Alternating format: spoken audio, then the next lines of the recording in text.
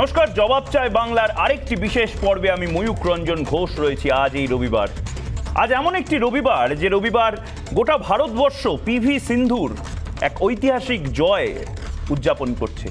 আজ এমন একটি রবিবার যে রবিবারে মধ্যবিত্ত বাঙালি বাজার করে খাওয়া দাওয়া করে হয়তো পছন্দের কোনো সিনেমা দেখছে বা এই সময় রিপাবলিক বাংলা দেখছে। আবার আজ এমন একটি রবিবার যে রবিবারটার শেষে আবার কিছু চাকরি প্রার্থী এই বাংলায় তারা আবার সোমবার কোনো কোর্টে কোনো লিস্টিং আছে কিনা, আবার রানী রাসমণি রোডে যেতে হবে কিনা, আবার বিকাশ ভবনের সামনে ধর্নায় বসতে হবে কিনা, আবার কোনো দাদাকে ধরতে হবে কিনা, আবার কোনো ঘুষ দিতে হবে কিনা, আবার নিয়োগ নিয়ে একের পর এক টালবাহানা সহ্য করতে হবে কিনা, সেই নিয়ে লড়ছে। প্রিয় দর্শক, আজ আমরা ফের চাকরি প্রার্থীদের জন্য এই প্রাইম টাইম খরচা করছি। আমরা চাকরি প্রার্থীদের জন্য আজকে এই অনুষ্ঠান আবার করছি, বারবার করব, 100 বার করব। কারণ কি, বাংলায়, এই বাংলাতেই একসময় অন্ন চাই প্রাণ চাই বলে একটি লাইন অত্যন্ত জনপ্রিয় হয়েছিল। এখন এই বাংলাতে চাকরি চাই, নিয়োগ চাই, সেই লাইনটাও কি বারবার আমাদের কানে আসছে না? আমাদের কানে কি আসছে না যে পদে পদে শূন্যতা? আমাদের কানে কি আসছে না যে একের পর এক মেধাবী ছাত্র, সাধারণ মধ্যবিত্ত বাড়ির থেকে বেরোনো ছাত্রছাত্রী, তারা পাগলের মতন ঘুরে যাচ্ছে নিয়োগ, শুধু নিয়োগ পাওয়ার অপেক্ষায়। তারা পাগলের মতন ঘুরে বেড়াচ্ছে শুধু চাকরিটা পাওয়ার অপেক্ষায়। আমরা চুপ করে বসে থাকবো? রাজনৈতিক দলগুলো কি করছে আমরা প্রশ্ন করব। বাংলা জবাব চায়, বাংলা জবাব চায়। নবম থেকে দ্বাদশ শ্রেণী পর্যন্ত শিক্ষক নিয়োগে দুর্নীতির অভিযোগ তুলে যারা শিক্ষামন্ত্রীর বাড়ির সামনে বিক্ষোভ দেখালো, তাদের কি বিক্ষোভ দেখানোটা কাজ? তাদের তো পড়াশোনার কাজ। সোমবার স্কুল সার্ভিস কমিশনের চেয়ারপারসনের সঙ্গে বৈঠক, আমরা জানি, কিন্তু কতগুলো বৈঠক, ওই তারিখ পে তারিখ পে তারিখ পে তারিখ পে তারিখ, আর কতগুলো তারিখের পরে শেষে গিয়ে চাকরিটা মিলবে দেখে নেব।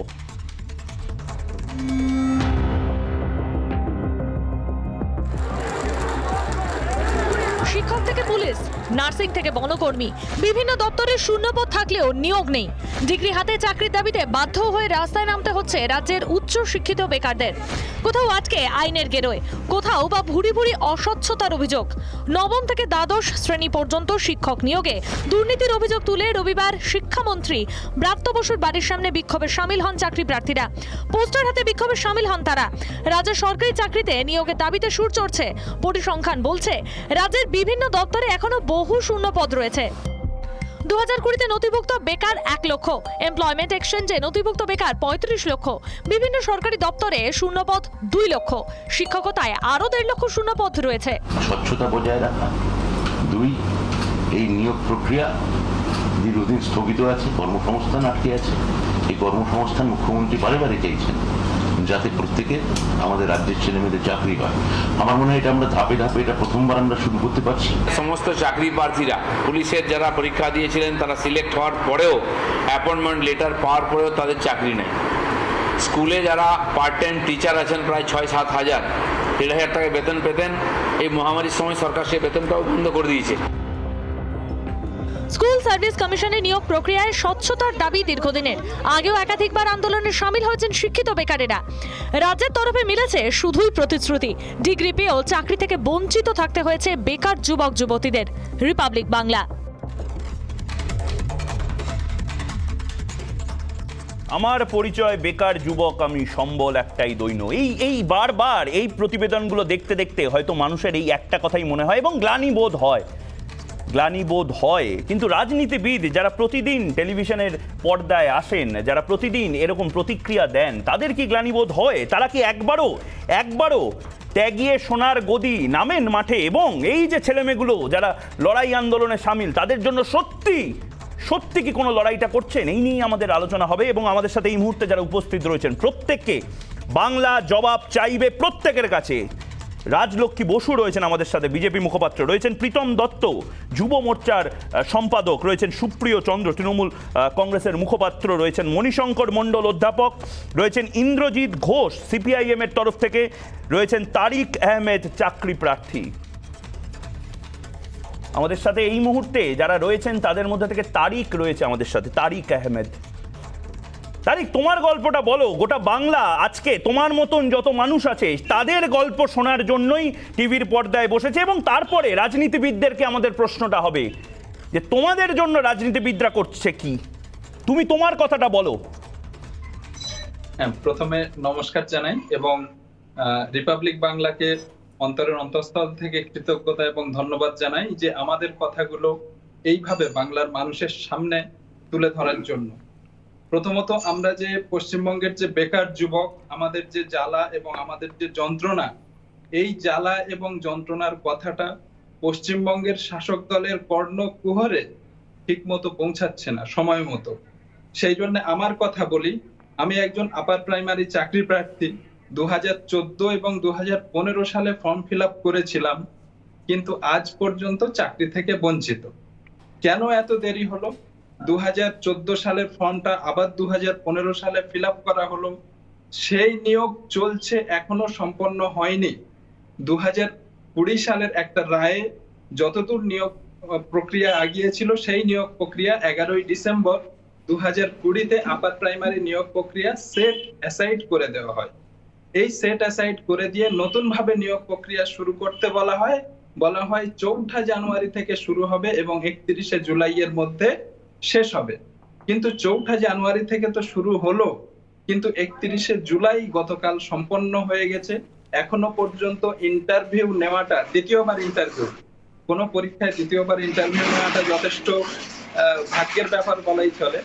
সেই দ্বিতীয় ইন্টারভিউ এখনো পর্যন্ত সম্পন্ন হয়নি।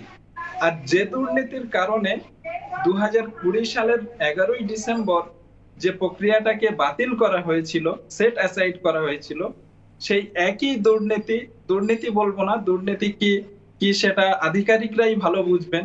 কমিশনের প্রক্রিয়ায় অস্বচ্ছতা থাকার কারণে আবারও আদালতমুখী হচ্ছে আপার প্রাইমারি চাকরি প্রার্থীরা। বেশ তারিক, আমি তোমার কাছে আসবো, কিন্তু কি অদ্ভুত প্রিয় দর্শক, এই তারিক আহমেদ এবং শঙ্কর সামন্ত এরা কোথাও গিয়ে একই জায়গায় একই লড়াইয়ের সঙ্গী হয়ে ওঠে, ধর্ম বর্ণ নির্বিশেষে। সেখানে তাদের একটাই বক্তব্য, তারা চাকরিটা চায়। আমাদের সাথে এই মুহূর্তে শঙ্কর সামন্তও রয়েছে, চাকরি প্রার্থী। আমরা বারবার বলি চাকরি প্রার্থীদের পাশে রিপাবলিক বাংলা, তা সে যে চাকরি হোক তাদের পাশে। আমার পরিচয় বেকার যুবক, আমি সম্বল একটাই দৈন্য, এই শব্দটা কতটা বুকে গিয়ে বেঁধে সেই জিনিসটা বাংলার মানুষরা বোঝে, এবং সেই নিয়েই আমাদের এই প্রশ্নটা হবে। আমাদের সাথে এই মতো শঙ্কর সামন্ত রয়েছে, চাকরি প্রার্থী। শঙ্কর, আপনার বক্তব্যটা বলুন। আপনি বাংলার মানুষকে বলুন যে আপনাদের দাবি দেওয়া আন্দোলন কিসের জন্য। প্রথমত অসংখ্য ধন্যবাদ রিপাবলিক বাংলা টিভিকে আমাদের সুযোগ করে দেওয়ার জন্য, আমাদের সমস্যার কথা তুলে ধরার জন্য। আমাদের দাবি মূলত নতুন এসএসসি নোটিফিকেশন সংক্রান্ত দাবি। যে পরীক্ষা 2016 সালে শেষবারের মতো হয়েছিল, মানে যখন অলিম্পিক হয়েছিল সেই বছর হয়েছিল, ঘুরে আবার অলিম্পিক চলে এলো, কিন্তু নতুন এসএসসির আর দেখা নেই, নতুন এসএসসি পরীক্ষার আর দেখা নেই। আমাদের দাবি মূলত নতুন নোটিফিকেশন, যে নোটিফিকেশন 2016 সালে শেষবারের মতো পরীক্ষার পর আর নিয়োগ প্রক্রিয়া হয়নি। এই মুহূর্তে পশ্চিমবঙ্গে বিএড ডিগ্রি অর্জন করে প্রায় বসে রয়েছে 4 থেকে 5 লাখ পরীক্ষার্থী, এবং বিগত পরীক্ষার্থী যারা ওই এসএসসি পরীক্ষায় অকৃতকার্য হয়েছিল তারাও ফর্ম ফিল আপ করবে। সুতরাং সংখ্যাটা ধরলে প্রায় 10 থেকে 12 লাখে পৌঁছে যাবে যদি এই মুহূর্তে ফর্ম ফিল আপ হয় নতুন এসএসসির নোটিফিকেশন দিয়ে। আমাদের দাবি একটাই সরকারের কাছে, বিভিন্ন দুর্নীতির কারণে আপার প্রাইমারির প্যানেল আটকে রয়েছে।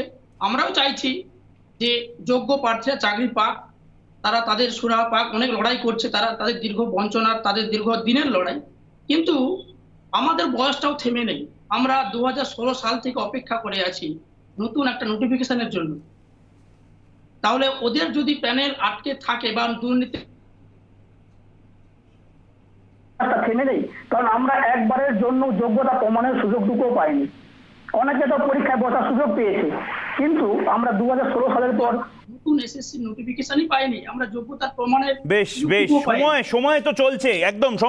শঙ্কর আপনার কাছে আসবো, কিন্তু আমাদের সাথে এই মুহূর্তে শাসক দলের তরফ থেকে রয়েছেন তরুণ তুর্কি এক নেতা সুপ্রিয় চন্দ্র রয়েছেন আমাদের সাথে। সুপ্রিয়, এই যারা আছে আজকে আমাদের সাথে স্টুডিওতে, এদের বক্তব্য তুমি শুনলে। সুপ্রিয়, তুমি যুব নেতা, তুমি ছাত্র নেতা ছিলে এক সময়, এবং তুমি ভবিষ্যতে যে বাংলা, সোনার বাংলা হোক বা আমাদের প্রিয় বাংলার এক মুখপাত্র হিসাবে তুমি প্রত্যেকটা টেলিভিশনে বসো, কোথাও গিয়ে কি মনে হচ্ছে এই জায়গাটা, এই ব্যর্থতাগুলো, এইগুলো সব তোমাদের ব্যর্থতা? তৃতীয়বার মমতা বন্দ্যোপাধ্যায় সরকার আসার পরেও এই মানুষদের আশীর্বাদ কোথাও গিয়ে হয়তো তোমরা পাচ্ছ না।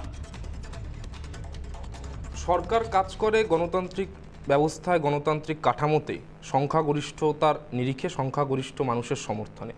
তার মানে এই নয় যে সরকার বা একটা নির্বাচিত একটা প্রতিষ্ঠান, সরকারি প্রতিষ্ঠান, সেটা সবসময় সংখ্যাগরিষ্ঠ মানুষের কথাই শুধুমাত্র ভাববে, সবার কথা ভাববে, ইনক্লুসিভ ডেভেলপমেন্টের কথা বলবে, ইনক্লুসিভ গ্রোথের দিকে এগিয়ে যাবে। সেটাই যে কোনো সরকারের লক্ষ্য থাকে। মমতা বন্দ্যোপাধ্যায় 2011 সরকারে আসার পর সেটাই তার লক্ষ্য ছিল, আজও রয়েছে। কিন্তু নিঃসন্দেহে বেশ কিছু চ্যালেঞ্জ রয়েছে, বেশ কিছু চ্যালেঞ্জ আর্থসামাজিক প্রেক্ষিতে। বাংলার বুকে তুমি দীর্ঘদিনের সাংবাদিক, এর আগে বাইরে ছিলে, বাংলায় ফিরে এসেও তুমি বাংলার ইতিহাস সম্বন্ধে ওয়াকিবহাল।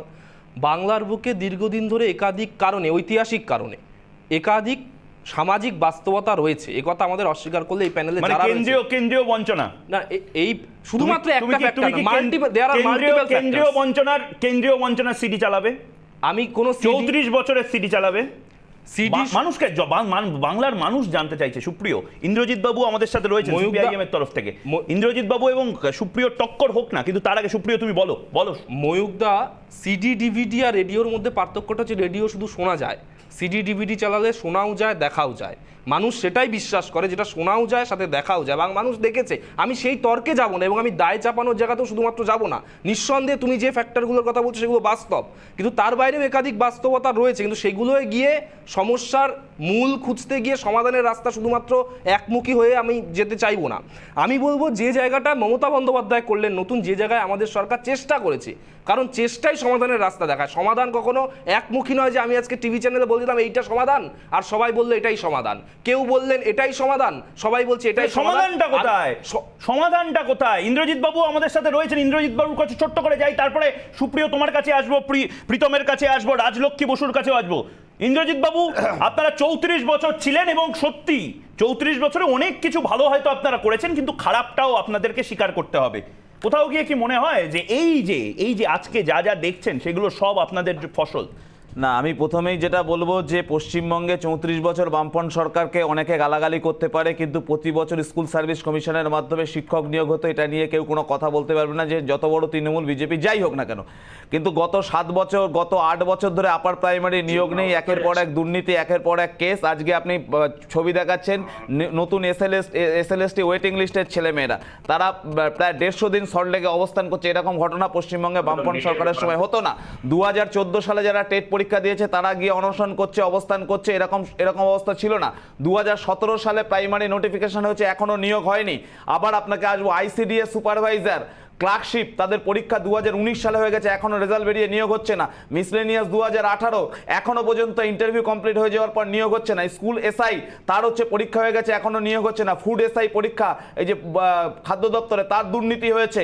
গ্রুপ ডি ওয়েটিং লিস্ট, মুখ্যমন্ত্রী বলেছিল 6000 নিয়োগ হবে, তার ছেলেমেয়েরা রেগুলার রাস্তায় বেরোচ্ছে, বড় বড় আন্দোলন করছে। গত কয়েক বছর ধরে পশ্চিমবঙ্গে আপনি যদি দেখেন প্যারাভেটেরিনারি যারা, তারা আন্দোলন করছেন।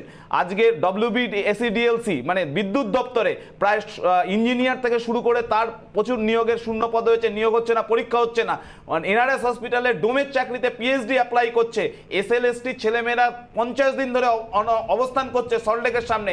এই অবস্থা পশ্চিমবঙ্গের মধ্যে। এগুলো দায় কার? মণিশঙ্কর মণ্ডল রয়েছেন, অধ্যাপক মণিশঙ্কর মণ্ডল রয়েছেন, কিন্তু সুপ্রিয় এর দায় কার? ইন্দ্রজিৎ বাবু যেটা বলছেন টক্কর নিক, সুপ্রিয় এর দায় কার? ইন্দ্রজিৎ বাবু যে কথাটা বলছেন, ইন্দ্রজিৎ বাবুরা যে কথা বলছেন সেটা তাদের রাজনৈতিক কম্পালশন। তুমি যে সিডির অপেক্ষা করছিলে, এই সিডিটা এতক্ষণে শোনা গেল, মোটেই আপনি বলুন না 7 বছর অপেক্ষা করছিলে হয়নি কেন? আমরা চেয়েছিলাম এটা সিরিয়াস আলোচনা হোক। কেন সিরিয়াস আলোচনা হচ্ছে? বামফ্রন্ট মানে হচ্ছে সিডি, বামফ্রন্ট মানে হচ্ছে পুরনো ডিভিডি, পুরনো আমার ডিভিডি একটা কথা হচ্ছে যে WBCS পরীক্ষা 2018 সালের পরে তার নিয়োগ হয়নি কেন? অন্ধ মমতা বিরোধিতা। কৃষি পরীক্ষা 2012 সালে ক্লাসিক ব্লাস্ট নিয়োগ হয়েছে, 21 বন্ধ হয়ে গেছিল। আরে কলকারখানা আপনি আপনাদের সময় আপনাদের দুর্নীতি। ঋতুপর্ণ ঘোষকে তৃণমূল ছিলেন, WBCS পরীক্ষায় সাদা খাতা জমা দিয়ে নদীর ধারে পরপর কলকারখানা বন্ধ করে দিয়েছিল। সেটা হাইকোর্টে কেস হয়েছে। প্রশান্ত বর্মন সাদা খাতা জমা দিয়ে WBCS পরীক্ষার প্রথম হয়েছে এবং তার চাকরির জন্য আপনাদের সময় এক একটা নিয়োগ যা হয়েছে, একটাও নিয়োগের প্রত্যেকটা নিয়োগ দেখাতে পারবেন না, গোলাবাজি করবেন না। নিয়োগে দুর্নীতি বামফ্রন্ট সরকারের সময় হয়নি, একটা কথা বললে এই তো গোলাবাজির প্রমাণ। একটা গোলাবাজি না, এটাই তো যা গোলাবাজির সত্যি কথা প্রমাণ। তা সত্যি কথা মেনে নেবো আমরা। একটা দুর্নীতির উদাহরণ কেউ দেখাতে পারবে না। আর প্রতি বছর এসএসসি তে নিয়োগ হতো, আর আমাদের সময় ধর্মতলায় বলুন কোথাও বলুন কাউকে অনশন করতে হতো না। এইটাই হচ্ছে পশ্চিমবঙ্গের আমি অবস্থা। রাজলক্ষ্মীকে নিয়ে আসতে চাইবো। রাজলক্ষ্মী ইন্দ্রজিৎ বাবু গলা উঁচিয়ে বলছেন 34 বছরে একবারও এই ধরনের দুর্নীতি হয়নি, তৃণমূলের সময় দুর্নীতি হয়েছে। রাজলক্ষ্মী তুমি একটি কেন্দ্রীয় সরকারে থাকা দলকে রিপ্রেজেন্ট করছো, তুমি একাধিক রাজ্যে বিজেপি আছে তাকে রিপ্রেজেন্ট করছো, সত্যিই কি কোনো দুর্নীতি হয়নি? আখেরে এই ছেলে মেয়েগুলোর ভবিষ্যৎটা কারা দেখবে? সিপিএম বলছে কোনো দুর্নীতি হয়নি, তৃণমূল বলছে যে তাদের সময় অনেক কিছু হওয়ার চেষ্টা হয়েছে কিন্তু অনেকগুলো সমস্যা ছিল সেই জন্য হয়নি। আসলটা কি রাজলক্ষ্মী? এবং তার সাথে আমি রাজলক্ষ্মী এবং ইন্দ্রজিৎ বাবু দুজনেরই টক্কর চাই।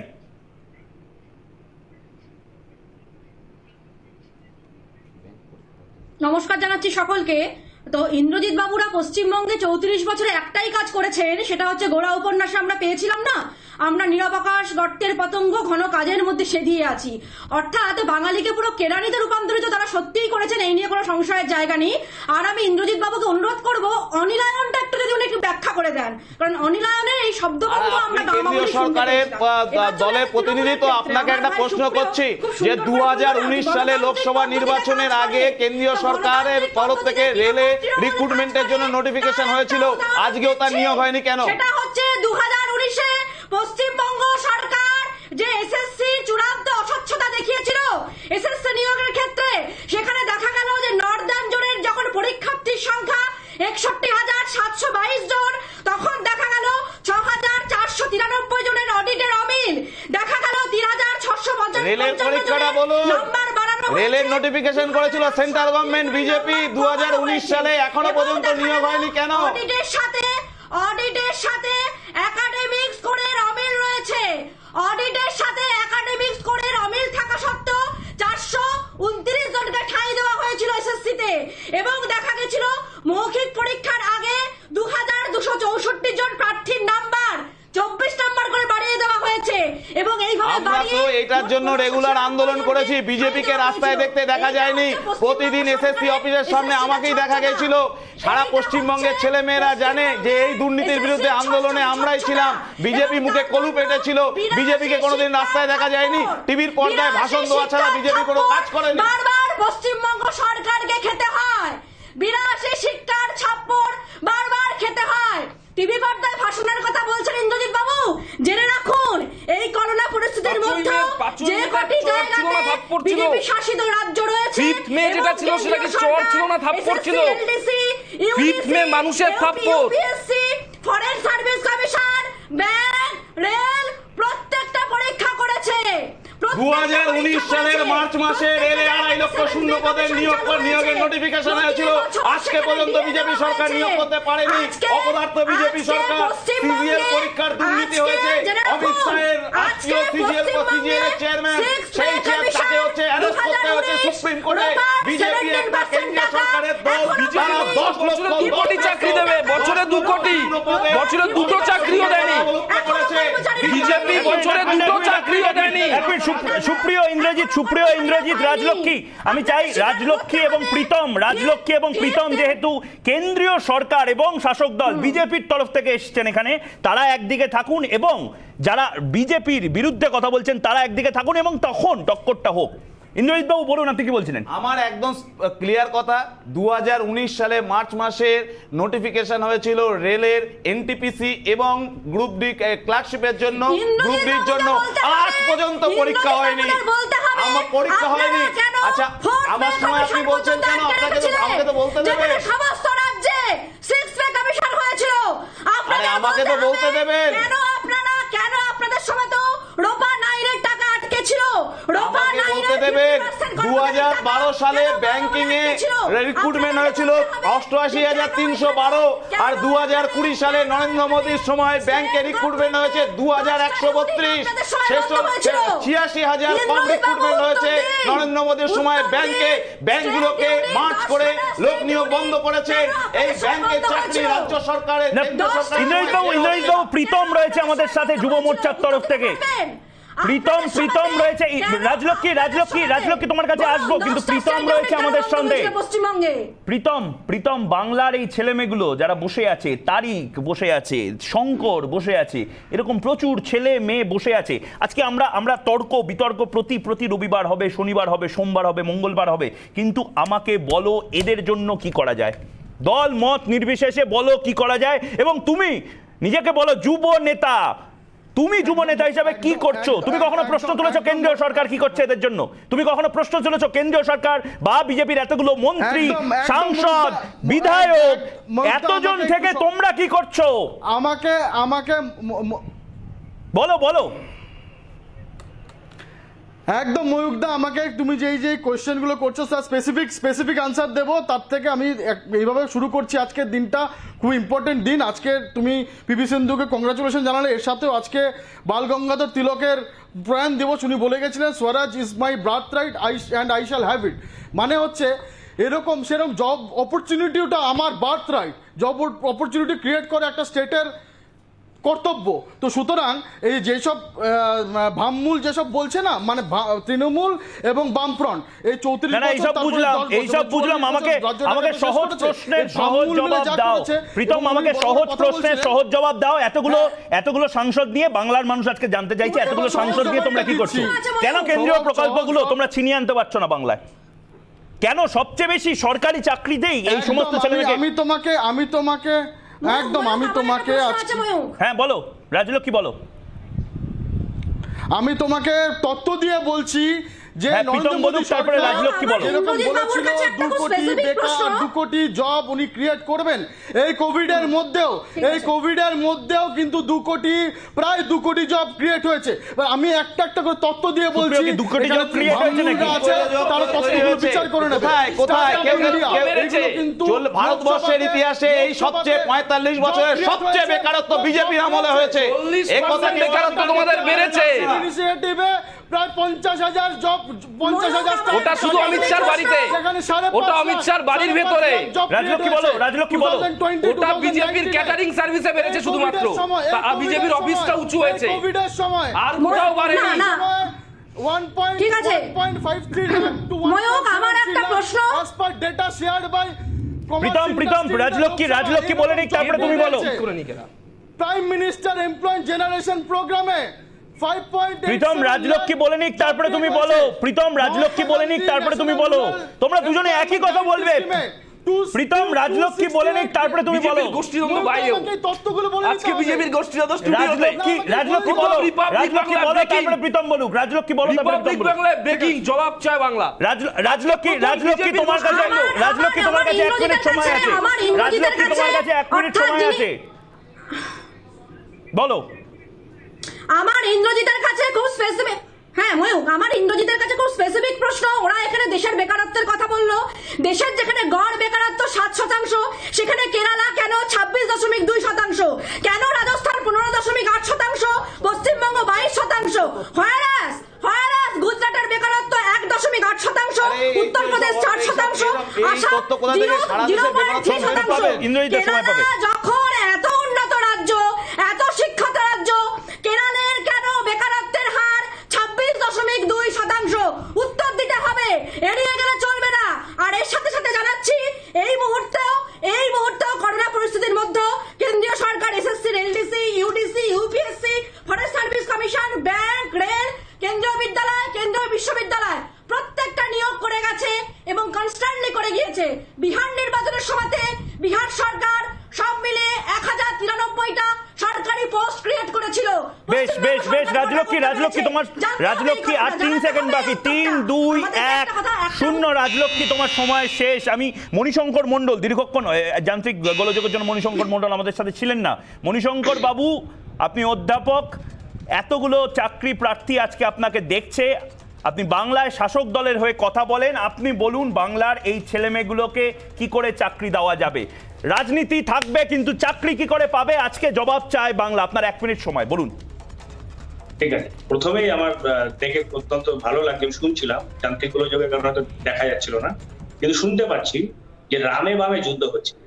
অর্থাৎ বামে তৃণমূল সরকার 2011 পর থেকে যখনই এসএসসি বা বাকি পরীক্ষাগুলোতে নিয়োগ করতে সচেষ্ট এবং উদ্যোগী, তখনই দেখা যাচ্ছে যে বামেদেরই বিকাশ রঞ্জন ভট্টাচার্য সহযোগী, তার অ্যাসোসিয়েট লয়ার্স দিয়ে ফেক কিছু কমপ্লেন করিয়ে কোর্টের সহযোগিতা নিয়ে তাকে হোল্ড করিয়ে রাখা, পেন্ডিং করে রাখা দিনের পর দিন। এইভাবে বাম সেই জায়গাটাকে অন্তর্ঘাত করা, রাজ্যের সরকারকে, রাজ্যের যুব সমাজের ভবিষ্যৎকে নিয়ে অন্তর্ঘাত করা, এবং একই সঙ্গে সেই ইস্যুটাকে, সেই পেন্ডিং এর সময়সীমাটাকে নিয়ে রামেদের যুদ্ধ, অর্থাৎ রামের দল, তারা এটা নিয়ে চিল্লামিল্লি হল্লা গল্লা করে যাচ্ছে। সুতরাং এই যে রামে বামে আবার এখানে চ্যানেলে বসে তারা একে অপরের বিরুদ্ধে বলছে, খুবই ভালো লাগছে। রাজলক্ষ্মী সঙ্গে হয়তো আমি গলায় কোনোভাবে যান্ত্রিক গোলযোগে হয়েছে। আমি ইন্দ্রজিৎ বাবুর কাছে যাব, তারপরে আবার সুদীপ্তর কাছে, সুপ্রিয়র কাছে যাব। ইন্দ্রজিৎ বাবু বলুন যে এতক্ষণ রাজলক্ষ্মী যে কথাটা বললো এবং মণিশঙ্কর যে কথাটা বললো, তার প্রত্যুত্তরে আপনি কি বলবেন? আপনার 1 মিনিট সময়, কেউ বিরক্ত করবেন আপনাকে, বলুন। প্রথম এবং প্রাথমিকভাবে কোশ্চেন, রাজলক্ষ্মী দেবী যেটা বলেছেন যে সারা দেশের বেকারত্বের পার্সেন্টেজ 45%, সবার সংবাদ মাধ্যমের শিরোনামে এসছে, মিথ্যা তথ্য দিলে হবে না। এক, দ্বিতীয়ত এই চাকরি প্রার্থীদের জন্য পশ্চিমবঙ্গের প্রতিটা চাকরি প্রার্থী জানে, আমাদের দল থেকে শুরু করে আমি প্রতিদিন রাস্তায় নেমে এদের জন্য আন্দোলন করি।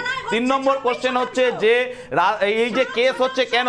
যদি চুরি করেন কেস হবে, চুরি করেছে এসএসসিতে তার জন্য, দুর্নীতি করেছে তার জন্য কেস হবে। চুরি আটকানোর জন্য একথা কেউ বলবে না যে কেস করব না। আর কেন্দ্রীয় সরকারের আর রাজ্য সরকারের প্রতিটা আগামীকাল আমরা পিএসসি দপ্তর অভিযান করব, এবং এই যে পিএসসিতে ICDS, clerkship, miscellaneous, school SI, food SI এর যে রেজাল্টগুলো বাকি আছে তার জন্য আমরা আন্দোলন করব, এবং আমাদের আন্দোলনের ফলে পিএসসিতে দুর্নীতি বন্ধ হয়েছে, পিএসসিতে রেগুলার পরীক্ষা আরম্ভ হয়েছে, শিডিউল দেওয়া আরম্ভ করেছে। এই চাকরি প্রার্থীদের জন্য গ্রুপ ডি ওয়েটিং বলুন,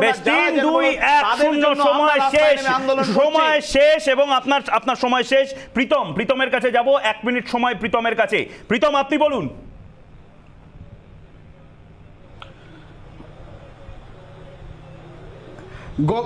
আমি এক এক করে শুধু স্কিমগুলো বলে যাচ্ছি আর কত চাকরি পেয়েছে উইথ ডেটা, কেউ চ্যালেঞ্জ করতে পারে ডেটা দিয়ে। আমি কোট আনকোট বলছি। গভর্নমেন্ট স্টার্টআপে 50,000 স্টার্টআপে প্রায় 5.5 লাখ জব ক্রিয়েট হয়েছে। 2020-তে এটা কেন্দ্রীয় সরকার লোকসভাতে বলেছে প্রায় 1.74 লাখ জব ক্রিয়েট হয়েছে। প্রাইম মিনিস্টার এমপ্লয়মেন্ট জেনারেশন প্রোগ্রামে 5,87,00,000 জব ক্রিয়েট হয়েছে, 5.87 জব ক্রিয়েট হয়েছে। Mahatma Gandhi national rural employment job guarantee স্কিমে 268 crore পারসন ডেজ ক্রিয়েট হয়েছে, 268 crore person days. Deendayal Upadhyay গ্রামীণ কৌশল যোজনা অ্যান্ড দীনদয়াল অন্তোদয় যোজনাতে 1.3 lakh crore to 1.63 crore job create হয়েছে। ফিফথ ফিনান্স কমিশন যে রেকমেন্ড করেছিল যে 1,18,452 কোটি টাকা দিতে হবে এইসব জব ক্রিয়েশন করার জন্য, মানে সেলার পারচেসে যে ডেফিসিট হয় সেখানে প্রায় এই ফোর্থ কোয়ার্টারে প্রায় 39,000 কোটি টাকা, 400 সামথিং কোটি টাকা অলরেডি স্টেটদের দিয়ে দিয়েছে। According to NASSCOM report January 2018, around 1.14 crore new jobs have been created in 2014-17 in 4 crore sector. IT BPM, এটা NASSCOM বলছে। এরকম করে মোটামুটি যে রেল ভেল আরো যে আছে এরকম সব মিলে কেন্দ্রীয় সরকার নরেন্দ্র মোদী, সব তো বুঝলাম প্রীতম, অনেক ডেটা কচকচানি হচ্ছে, অনেক তথ্যের কচকচানি হচ্ছে, সবাই মিলে তথ্য দিচ্ছে। এই যে তারিক এবং শঙ্কর দীর্ঘক্ষণ ধরে রাজনীতিবিদদের কথা শুনছি, আমি তারিকের কাছে আসবো। প্রীতম, আমি তারিকের কাছে আসতে চাই, কারণ কি আজকে আমি দেখতে পাচ্ছি এই মুহূর্তে ইউটিউবে একের পর এক মেসেজ আসছে, গ্রুপ ডিদের চাকরি দিন, হাত জোড় করা আসছে, গ্রুপ ডিদের জব দিন, হাত জোড় করা আসছে। প্রত্যেকটা স্টেটে আছে, হয়ে গেছে প্রীতম, আমি তারিকের কাছে আসতে চাই। তারিক তোমার কাছে সময়।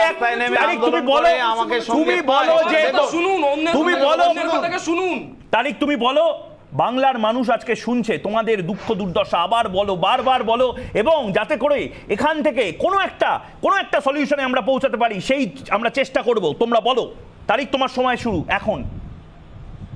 হ্যাঁ, যে কথাটা বলছিলাম যে আমাদের যে সমস্যা, আমরা যে আপার প্রাইমারি যে নিয়োগকে কেন্দ্র করে যে সমস্যা, সেই সমস্যার অর্ধেকটা আমি তুলে ধরেছিলাম।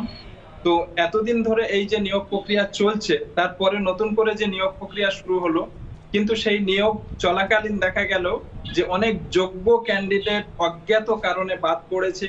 কি কারণে বাদ পড়েছে সেটা অজানা। হঠাৎ করে বলা হলো যে আপনি ভেরিফিকেশনে ডকুমেন্টস আপলোড করেননি। এইভাবে অনেক যোগ্য ক্যান্ডিডেট তারা কাট অফের চেয়ে বেশি মার্কস নিয়ে তারা আজ বাড়িতে বসে গ্রিভেন্স জানানোর জন্য অপেক্ষা করছে। এই একটা সমস্যা। এছাড়াও এটা হলো আপার প্রাইমারি 90% এর সমস্যা। এছাড়াও 10% তারিক, কতগুলো অবজেকশন পড়েছে? আমার কাছে এক তথ্য হলো 25,000 অবজেকশন পড়েছে। এটা কি সত্যি? প্রায় 25,000 অবজেকশন পড়েছে।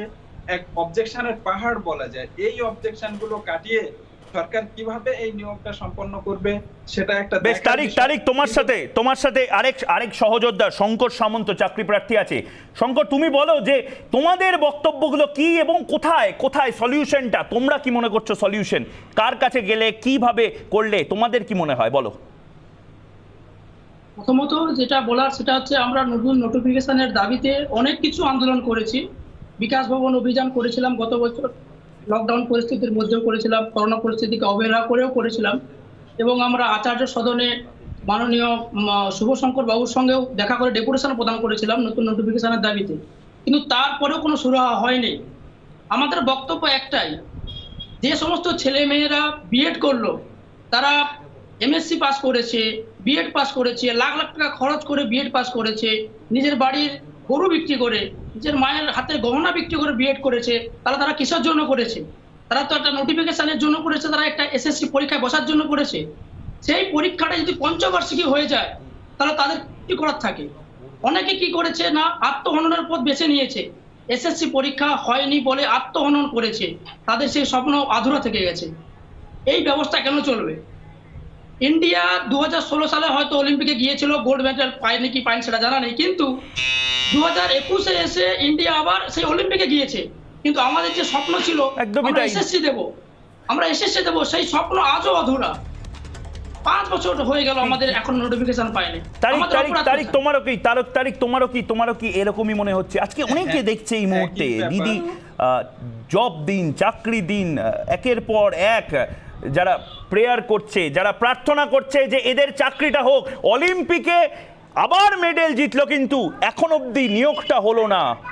আমার একটাই বক্তব্য, তারিক, তোমরা এর পরবর্তী সিদ্ধান্ত, আবার আরেকটা সোমবার আসছে, আবার একটা সোম থেকে শুক্রবার আসছে, তোমাদের তো দরকার ছিল ভালো করে ইস্ত্রি করে জামা প্যান্ট নিয়ে, তোমাদের তো দরকার ছিল স্কুলে যাওয়া, কলেজে যাওয়া বা কোনো সরকারি অফিসে যাওয়া। কোথাও গিয়ে মনে হয় না এই লড়াইটা আর কতদিন? তারিক, ভীষণভাবে মনে হয় যে এই লড়াইটা শেষ পর্যন্ত আর কতদিন চলবে। কেননা আমরা এর আগে নিশ্চিত হয়েছিলাম যে আমরা চাকরি পেয়ে যাচ্ছি, কিন্তু বিভিন্ন দুর্নীতি বা অস্বচ্ছতার কারণে নিয়োগ প্রক্রিয়া বাতিল হয়ে যাওয়ার পরে সে হতাশার পরিমাণটা যে কেমন সেটা বোঝানো যাবে না। তার উপর দ্বিতীয়বারে যখন নতুন করে শুরু হলো, যেমন আমার কথাটা বলি, আমার স্কোর হচ্ছে total out of 90, total score হলো 76।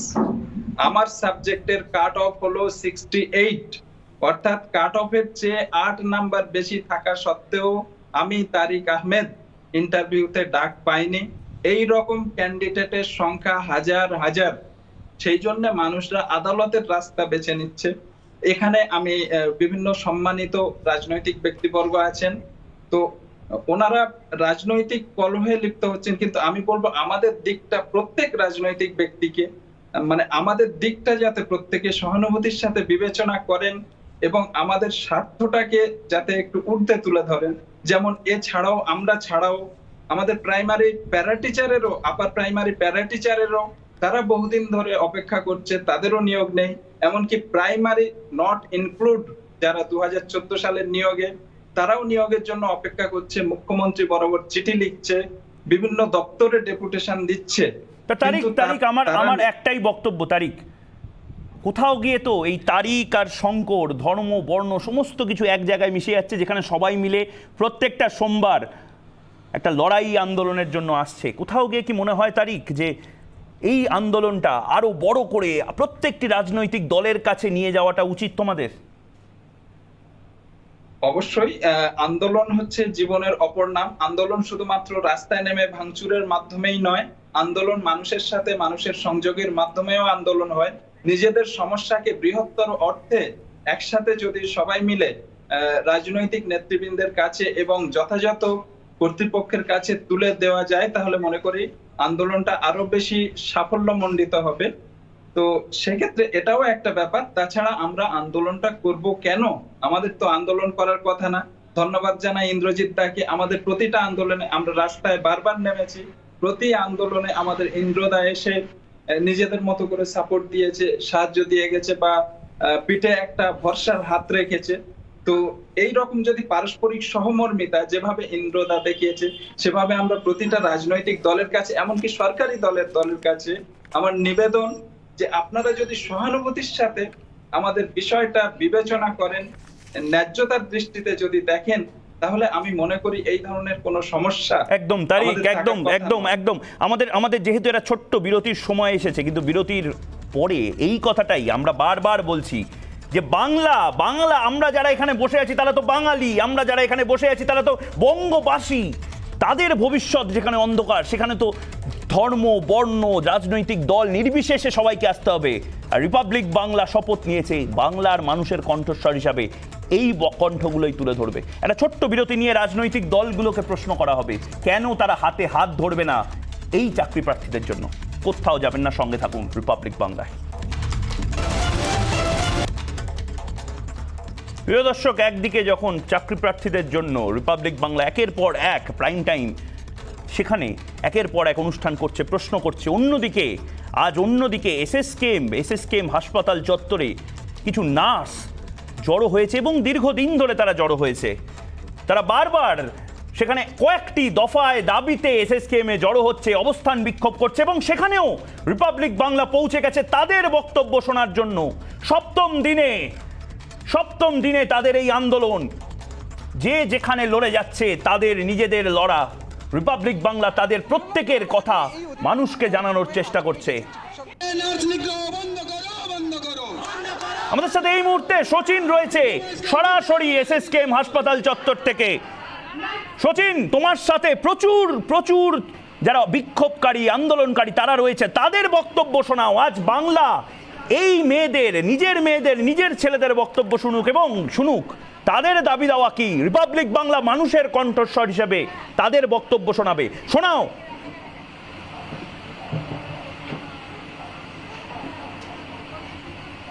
একদমই ময়ূক, আমরা গত 7 দিন আগে দেখেছিলাম যে গোটা রাজ্যে যারা নার্সরা রয়েছেন, যারা একদম এই করোনাকালে সামনের সারিতে থেকে চিকিৎসকদের সঙ্গে কাঁধে কাঁধ মিলিয়ে লড়ে গেছেন, সেই নার্সরা তাদেরকে বিক্ষোভে বসতে হয়েছে। তাদের দীর্ঘদিনের দাবি যে বেতন বঞ্চনা নিয়ে তারা যে দাবি তুলেছিল, সেই দাবি নিয়ে তাদেরকে বিক্ষোভে বসতে হয়েছিল এবং সেটা আজকে 7ম দিনে, যেখানে প্রশাসনের তরফ থেকে এখনো পর্যন্ত তাদের সঙ্গে কোনো যোগাযোগ করা হয়নি। তারা একদিকে ডিউটি করছেন এবং ডিউটি শেষ করে এসে এখানে অবস্থান বিক্ষোভ করছে। তুমি দেখতে পাবে রাত প্রায় 9টা বাজতে যায়, সেই সময় কিন্তু এখনও প্রচুর নার্স তারা কিন্তু ডিউটি থেকে ফিরে এসে এখানে এসে বসেছেন। তাদের যে ন্যায্য দাবি রয়েছে দীর্ঘদিন ধরে, যে তারা যে লড়াই চালিয়ে যাচ্ছেন সেই দাবির জন্যে, আমি একটু কথা বলার চেষ্টা করবো, একদম তাদের কথাই শোনাবো।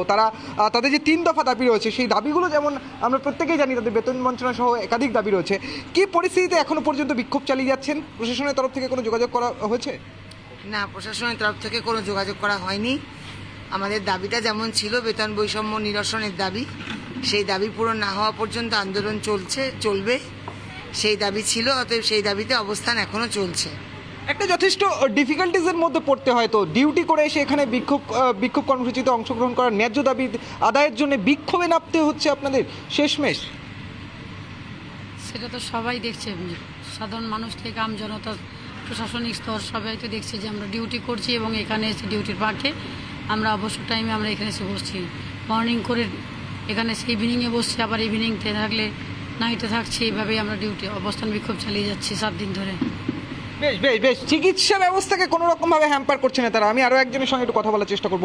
আদৌ কি প্রশাসনের কাছ থেকে এ ধরনের পদক্ষেপ কাম্য, এ ধরনের ব্যবহার কাম্য?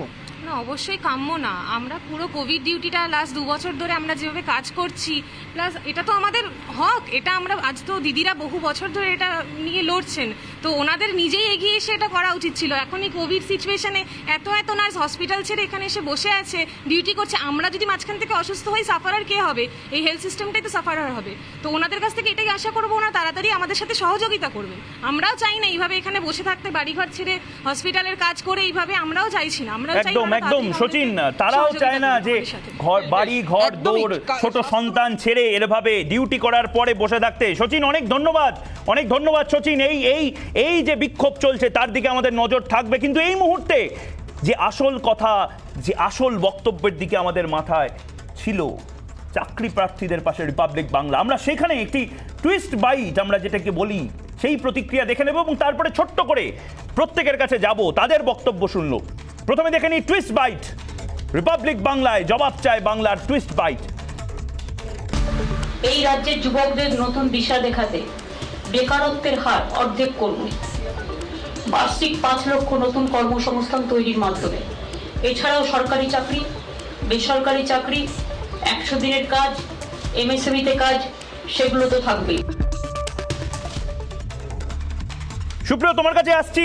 চাকরি কি সত্যি এলো? সুপ্রিয়, 30 সেকেন্ড সময়, তুমি হ্যাঁ বা নাতে উত্তর দিতে পারো, কিন্তু তোমাকে, যেহেতু তুমি শাসক দলের পক্ষ থেকে এসছো, তুমি একটু বেশি সময় নাও এবং বলো চাকরি কি সত্যি এলো। সুপ্রিয়, বেশি সময় নেওয়ার প্রয়োজনীয়তা বা যথার্থতা নেই। প্রত্যেকের জন্য যে সময় বরাদ্দ, আমার জন্য সেই সময় দিলে আমি সন্তুষ্ট। 1, 2, যে কভারেজ আমরা দেখলাম সেখানে প্রত্যেকে যারা আন্দোলন করছেন তাদের আন্দোলনের স্পিরিটকে আমরা সম্মান জানাই। আন্দোলনের যে কোনো যাদের আবেগ, চাকরি প্রার্থী যারা, তাদের নিঃসন্দেহে চাকরি একটা মানুষের কাছে তাদের আবেগের জায়গা, সেটাকেও আমরা সম্মান জানাই। কিন্তু করোনা যোদ্ধাদের সম্মান জানিয়েও বলতে হয়, বেশ কিছু জায়গায় একটা প্রশাসনিক জায়গা থাকে, প্রশাসনিক একটা সময় সাপেক্ষ বিষয় থাকে। সেই সময়টা সরকারকে দিলে এবং সরকার পক্ষ এবং আন্দোলনকারী পক্ষ দুপক্ষ যদি সহমর্মী হয়, আমি আশাবাদী যে এই সমস্যাগুলো দ্রুত মিটে যাবে। এবং বিরোধীরা যারা এই নিয়ে লাফালাফি করছেন, উদ্বাহু হয়ে নৃত্য করছেন, তাতে তারা রাজনৈতিক কোনো লাভ পাবেন না, কারণ কিছু সমস্যা একদম সময় শেষ। সুপ্রিয়, সময় শেষ। আমি শেষ একবার রাজলক্ষ্মীর কাছে যাব। 30 সেকেন্ড রাজলক্ষ্মী, সময় তোমার কাছে, তুমি বলো।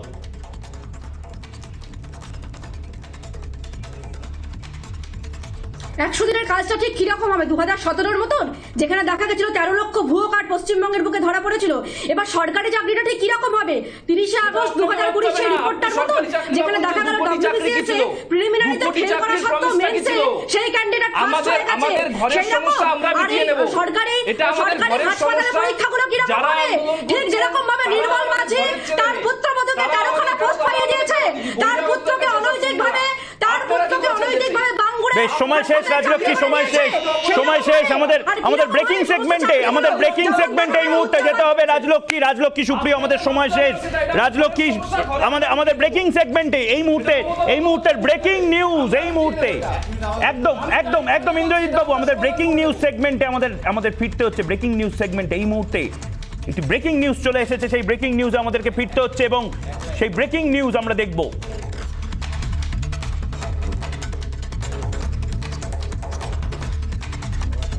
ভ্যাকসিন নিলেও মেলেনি সার্টিফিকেট, হয়রানির শিকার বেলঘড়িয়ার বাসিন্দা। টিকা নেওয়ার পরেও মিলল না সার্টিফিকেট। গোটা রাজ্য জুড়ে যে ভ্যাকসিন ক্যাম্প নিয়ে কেলেঙ্কারি হচ্ছে, তার মাঝেই এই খবরটি এলো। টিকা নেওয়ার পরেও মেলেনি ভ্যাকসিনের সার্টিফিকেট। এই নিয়ে আমাদের সাথে রয়েছেন এই মুহূর্তে, আমাদের সাথে রয়েছেন নিউজ রুম থেকে বিশাখা রুদ্র রয়েছেন আমাদের সাথে। শংসাপত্র না পেয়ে হয়রানির শিকার পরিবার। ভ্যাকসিন নিলেও মেলেনি সার্টিফিকেট, হয়রানির শিকার বেলঘড়িয়ার বাসিন্দা। আমাদের সাথে এই মুহূর্তে বিশাখা রয়েছেন। বিশাখা, খুব সংক্ষেপে বলো, কি জানতে পারছো তুমি আরো বিস্তারিত? দেখো, প্রথমেই যেটা জানিয়ে রাখা ভালো যে পুরসভার একজন অ্যাসিস্ট্যান্ট ইঞ্জিনিয়ার তিনি তিনি যেটা নোয়াপাড়া বিধানসভা কেন্দ্রের একটি ক্লাব থেকে যখন ভ্যাকসিনেশন ড্রাইভ চলছিল তখন সেখান থেকে প্রথম ডোজটি নেন কোভিশিল্ডের, এবং তারপর তিনি এখনো পর্যন্ত 30শে এপ্রিল এই ভ্যাকসিনেশন তিনি নিয়েছিলেন তার পরিবারকে সঙ্গে নিয়ে, এবং এখনো পর্যন্ত তার কাছে কোনো রকম SMS বা কোনো রকম সার্টিফিকেট আসেনি, যার জন্য তিনি এখন দ্বিতীয় ভ্যাকসিনের ডোজটা কিভাবে নেবেন সেইটাই কিন্তু এই মুহূর্তে একটা বিষবাও জলে পড়ে গিয়েছে। কারণ এই মুহূর্তে তিনি একেবারে অথই জলে যে কি করবেন তিনি কাজের জায়গায় তিনি ভ্যাকসিনেশন হয়নি এই জায়গা থেকে, যেহেতু তার কাছে কোনো প্রমাণপত্র নেই, শংসাপত্র নেই, সেই জায়গা থেকে তিনি একেবারে বিপর্যস্ত অবস্থায়। অন্যদিকে দ্বিতীয়বারের জন্য তিনি যে ডোজটা নেবেন কিসের ভিত্তিতে নেবেন, প্রথম ডোজটাই যে হয়েছে সেটা নিয়েই তো প্রশ্নচিহ্ন চলে এসেছে। সেই জায়গা থেকে কিন্তু এই গোটা পরিবার এই মুহূর্তে দাঁড়িয়ে একেবারে অথই জলে রয়েছে। বেশ, অনেক ধন্যবাদ বিশাখা। আমাদের সাথে ছিল বিশাখা রুদ্র নিউজরুম থেকে। রেজিস্টার করা নম্বরেও আসেনি SMS, অভিযোগ দেবনাথ বর্মনের। আমাদের পরবর্তী ব্রেকিং এই মুহূর্তে জবাব চায় বাংলায়। রিপাবলিক বাংলায় পরবর্তী ব্রেকিং, ভ্যাকসিন নিলেও আসেনি সার্টিফিকেট, সেই নিয়ে আমরা কথা বললাম। এবং তারপরে ভোট পরবর্তী সন্ত্রাস নিয়ে বঙ্গ বিজেপি, রাজ্যের বিরোধীদের কণ্ঠরোধ নিয়ে প্রধানমন্ত্রীর দ্বারস্থ এবার বিজেপির সাংসদরা, যার মধ্যে দিলীপ ঘোষও রয়েছেন, অর্জুন সিং রয়েছেন। রাজ্যের বিরোধীদের কণ্ঠরোধ নিয়ে প্রধানমন্ত্রীর দ্বারস্থ বিজেপি সাংসদরা। আমাদের সাথে এই মুহূর্তে রয়েছেন সমাদ্রিতা নিউজরুম থেকে। সমাদ্রিতা, আরো কি জানতে পারছো বিস্তারিত জানাও আমাদেরকে। একদমই ময়ূক, আমরা জানি যে ভোটের পর থেকেই কিন্তু ভোট পরবর্তী সন্ত্রাস নিয়ে বারবার বিরোধীরা অভিযোগ করেছেন এবং বারবার বলা হয়েছে এই রাজ্যে বিরোধীদের কণ্ঠস্বর দাবিয়ে রাখা হচ্ছে, তাদেরকে আন্দোলন করার অধিকার দেওয়া হচ্ছে না। এবং এই ইস্যুতেই আমরা দেখেছি আজ সকালেও কিন্তু ম্যারাথন যে ছিল বিজেপির, সেই ম্যারাথনেও কিন্তু অনুমতি দেওয়া হয়নি। এই সব ইস্যু নিয়ে প্রধানমন্ত্রীর কাছে সময় চেয়েছেন বিজেপির সাংসদরা। কাল অথবা পরশু তারা প্রধানমন্ত্রীর সঙ্গে দেখা করবেন এবং রাজ্যের বর্তমান পরিস্থিতি, বিশেষ করে ভোট পরবর্তী সন্ত্রাসে এখনো রাজ্যের কোথায় কোথায় বিজেপি কর্মীরা তারা ঘর ছাড়া রয়েছেন, তারা খুব খারাপ অবস্থায় রয়েছেন, সেই ছবি তুলে ধরবেন। পাশাপাশি কিভাবে রাজ্যে তাদের আন্দোলনের অধিকার কেড়ে নেওয়া হচ্ছে বলে তাদের অভিযোগ। একদম সমাদ্রিতা, তুমি আমাদের সঙ্গে থাকো। ইন্দ্রজিৎ বাবু আমাদের সাথে রয়েছেন। ইন্দ্রজিৎ বাবু, ভোট পরবর্তী সন্ত্রাস নিয়ে আপনারা কি করছেন? বিজেপি যাচ্ছে প্রধানমন্ত্রীর সাথে দেখা করতে, আপনার কি মনে হয় ঠিক করছে না ভুল করছে? আপনার প্রতিক্রিয়া দিন। আমি একটা কথা বলবো, এতক্ষণ ধরে নিউজরুমে আলোচনা হচ্ছিল চাকরি প্রার্থীদের আন্দোলনে সর্বদা পাশে থেকেছি, আগামী দিনেও থাকবো, লড়াইটা শেষ পর্যন্ত। এবং ভোট পরবর্তী হিংসায় যাদের উপর আক্রমণ হচ্ছে তাদেরকে নিয়ে রেগুলার আন্দোলন করা এবং তাদের পারিবারিক যাওয়া, সংযুক্ত মোর্চার বিধায়ক নওশাদ সিদ্দিকী থেকে শুরু করে সব আমাদের পার্টি নেতারা তাদের কাছে যাচ্ছে, তাদেরকে নিয়ে পশ্চিমবঙ্গের গণতন্ত্র ফেরানোর জন্য আমরা লড়াই করব। বিজেপি আগে ঠিক করুক তারা পশ্চিমবঙ্গে যে সন্ত্রাস তারাও চালিয়েছে বা দেশ জুড়ে যে সন্ত্রাস চালাচ্ছে তার মোকাবিলা কিভাবে করবে। প্রীতম রয়েছেন, 30 সেকেন্ড প্রীতমকে দিচ্ছি। প্রীতম, তোমার প্রতিক্রিয়া। আপনারা কি মমতার সাথে জোটটা করে ফেলেছেন? আমরা মমতার সাথে জোট করতে যাব না, আপনারা মমতার সাথে জোট করবেন। ধন্যবাদ। প্রথম কথা বলতে চাই যে প্রথম কথা বলতে চাই যে সিপিএম এর প্রতিনিধিকে এবং যারা চাকরি প্রার্থী তাদেরকে, ভাই চাকরি প্রার্থীরা তোমরা জানো তোমাদের জন্য আমরা নবান্ন প্লাস উত্তরকন্যা দুটো অভিযানই করেছিলাম, এরকম আবারও করব। যুব মোর্চা, ভারতীয় জনতা পার্টি এবং ভারতীয় জনতা যুব মোর্চা তোমাদের পাশে আছে, সর্বত্রভাবে আমরা পাশে আছি। কিন্তু আমি তৃণমূল প্রতিনিধিদের জিজ্ঞেস করতে চাই, যেভাবে সিপিএম থেকে পরেশ অধিকারী জয়েন করার পরপরই আবার পরেশ অধিকারী মেয়ে চাকরি সময় শেষ। 30 সেকেন্ড প্রতিনিধি বলছেন কথাটা খুব পরিষ্কার। প্রথম প্রশ্ন হচ্ছে প্রধানমন্ত্রীর কাছে সাংসদদের একটা টিম যাবে, খুব ভালো কথা। এই টিমটায় বাবুল সুপ্রিয় সাংসদ হিসেবে থাকবেন কিনা প্রথম প্রশ্ন। এটা বিজেপির অভ্যন্তরীণ বিষয়, এখনো দুজন একই সঙ্গে কথা বলছেন, কে বিজেপি থেকে বলবেন সেটা আগে ঠিক করা উচিত। বাবুল সুপ্রিয় থাকবেন কিনা এটা 2 নম্বর ওদের ঠিক করা উচিত। 3 নম্বর, যে মমতা বন্দ্যোপাধ্যায়ের বিরুদ্ধে, সেই সরকারের বিরুদ্ধে ভোট পরবর্তী হিংসার অভিযোগ একটা সিডির মতো বললেই করা যায়, কিন্তু প্রমাণ কোথায়, তথ্য কোথায়? কোনো তথ্য নেই, প্রমাণ নেই। একা কুম্ভ রক্ষা করে নকল বুদ্ধিগর। প্রতিদিন দেখা যায় আর আদি বিজেপি ভ্যানিশ হয়ে গেছে বাংলা থেকে। 30 সেকেন্ড সময়, রাজলক্ষ্মী 30 সেকেন্ড সময় তোমার কাছে। এদের একজনকে বলতে বললে আরেকজন বলে, যে তারা সুপ্রিম কোর্টের কোন রকম দ্বিচারিতা বন্ধ। তাদের সমস্যা হচ্ছে এটাই যে তারা সুপ্রিম কোর্টে যখন জনস্বার্থ মামলা করেন পিঙ্কি আনন্দ, তারা সেটাকে এখানে সমর্থন করছে না। যখন দেশের 2093 জন মহিলা আইনজীবী দ্বারস্থ হন রাষ্ট্রপতি, তারা সেটাকেও এখানে গ্রাহ্য করেন না।